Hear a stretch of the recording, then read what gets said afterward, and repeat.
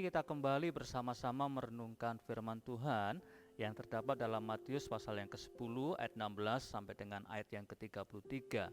Bagian yang pertama dari pembahasan kita dari Matius pasal yang ke-10 ayat 16 sampai 33 ini adalah tentang bahwa orang-orang percaya pengikut Kristus itu mengalami penderitaan, penganiayaan karena Injil Yesus Kristus. Nah, bagian yang kedua yang hari ini kita renungkan adalah bagaimana sikap orang percaya sebagai utusan atau pengikut Kristus ketika mengalami aniaya tersebut. Bagaimana sikap kita ketika saudara dan saya mengalami penderitaan karena Kristus. Saudaraku dikasih Tuhan, perhatikan kembali di ayat yang ke-16. Di sana dikatakan di bagian B, sebab itu hendaklah kamu cerdik seperti ular dan tulus seperti merpati. Tuhan itu saudara dan memberikan petunjuk saudara dan saya agar memiliki sikap ketika mengalami aniaya, ketika mengalami penderitaan, ketika kita diutus Tuhan seperti domba di tengah-tengah serigala adalah cerdik seperti ular dan tulus seperti merpati.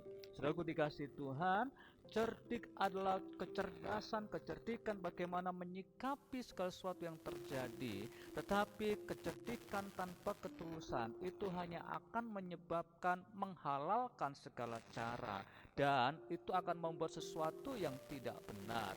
Yang penting berhasil, tetapi tidak ada kebenaran di sana. Tetapi saudaraku, saudara dan saya, kedua hal ini menjadi bagian dari sikap kita. Saudara dan saya hendaknya cerdik, tetapi saudara dan saya juga tulus, mengasihi sungguh-sungguh, melakukan dengan benar, melakukan karena ketaatan kita kepada firman Tuhan.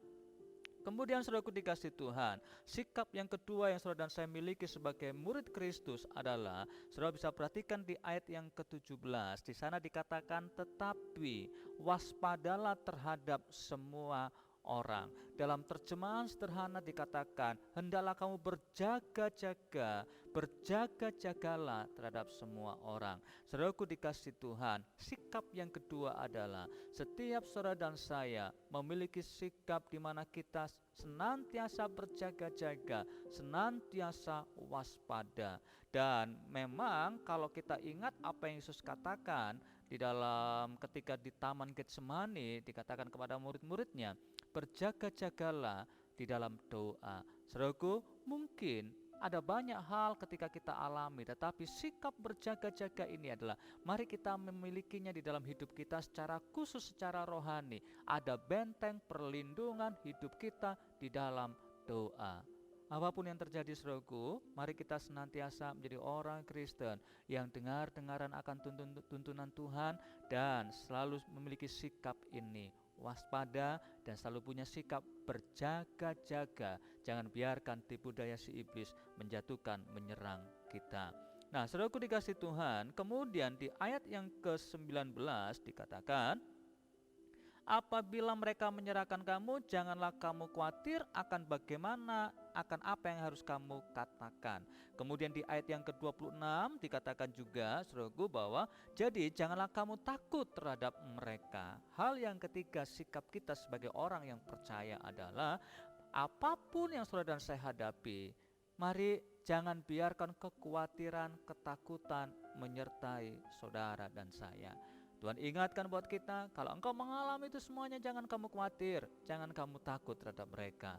Saudaraku, ada pertolongan Tuhan, ada penyertaan Tuhan di sana.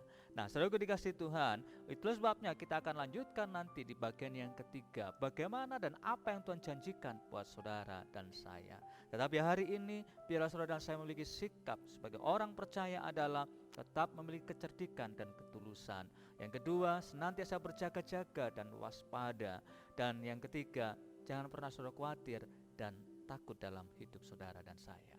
Tuhan Yesus memberkati Bapak Ibu saudara semuanya. Shalom.